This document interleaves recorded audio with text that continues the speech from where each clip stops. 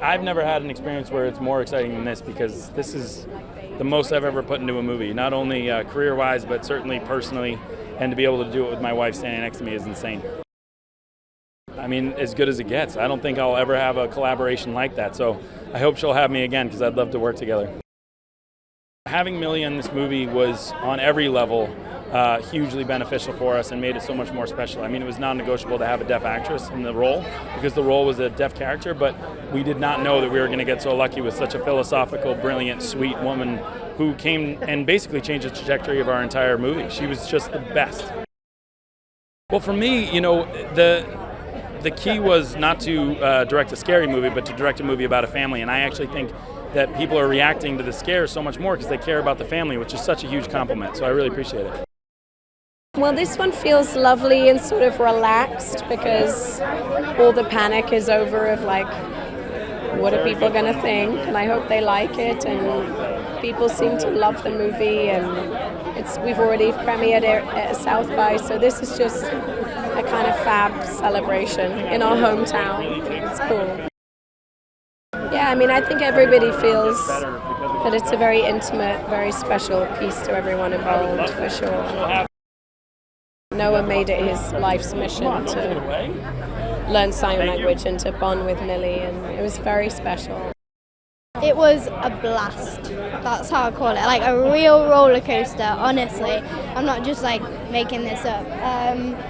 It was beautiful, scary, exhilarating. The verbs could go on for, ever. But yeah, it was a really good thing to be a part of, really unique and really fun. The premise of the movie is because there's a family that, a lot of families out there will relate to in that way, and you really trust and you really like the family.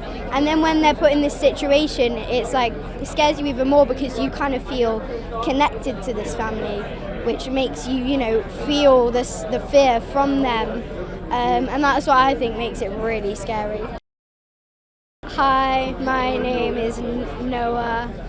I am very excited about this movie. It's a really beautiful language, American Sign Language, because you have to use your actions, you have to use your facial expressions to kind of express those feelings. So I really love, and it's an amazing thing to, learn and have under my sleeve.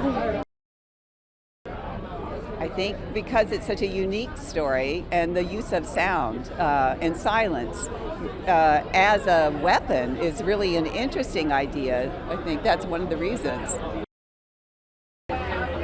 It was really interesting to work with them because they're so lighthearted and yet at the same time very serious about their work.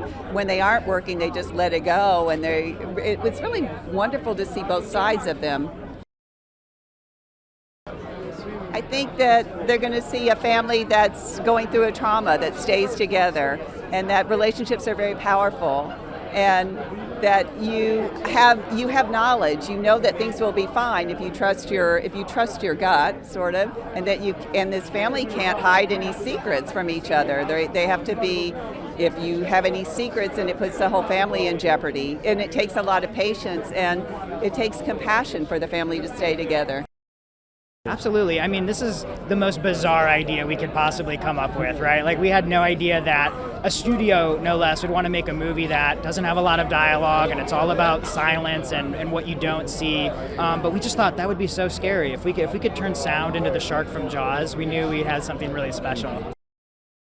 John was incredible because what he brought to the film was being a father. So this film, as much as it's scary, it really is about family. And I know he had just had his second child with Emily, and what he imbued as a director to the script was this idea of fatherhood and the fear of how can you protect your children in the worst circumstances possible. The hope is that the audience experiences the scariest roller coaster ride they've ever been on. And it's unlike anything else, right? Like, it's all about silence and then punctuating that with terrifying moments. And I think that they're gonna be on an amazing roller coaster ride. As writers, Brian and I always focus on the theatrical experience. I think that's one thing that's really special about the thriller horror genre, is that you want to experience that with the community, because the film plays you like a piano if it's working, correctly. It's letting you laugh, it's letting you, shriek and being terrified when you're there with the community, and that's just like a very special feeling to us. So, yeah. From the time we got the script, we really thought this could be a special movie. It's an original piece of material, which is very new for us as a company. It's very hard to find original material in the genre. And from day one, we thought it could be special. And it's been 18 months. And I think when you come out the other side, you never know what it's going to be. And we can't believe how special it actually became. It would have been a disaster. It's such a narrow bullseye, this movie, and John just did a magnificent job.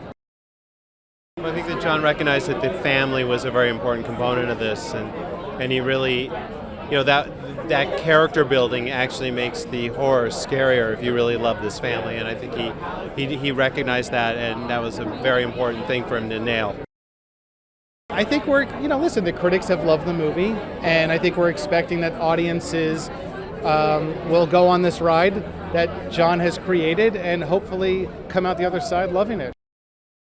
It was such a unique experience working on this movie because, as you know, there's very little dialogue in it. The music has to play almost the emotional character, backstory for this, and and it has to be very subtle too, because you don't want to take the audience out of the movie. So it's both the emotional journey and also the sort of the scary elements, playing with the sound and working together. It was unique because we started out, he just sent me some pieces that were inspiring to him, songs, and I ran with that and came up with some ideas, and then he came out to LA, he came to my studio and played through some ideas, and it was a very collaborative process. The whole premise that these creatures track by hearing is, of course, it lends itself, everything that you do musically is going to be under scrutiny. And it also has to work really well with the whole sound world. So it was really a unique project. Hey guys, what did you think of that horror video? Now don't click out, as I have a scary fact from the horror Child's Play. Did you know that the movie was inspired by a real event?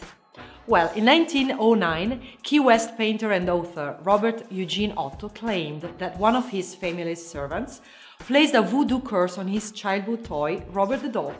Supposedly, the doll would mysteriously move from room to room, knock furniture over, and conduct conversations with Otto.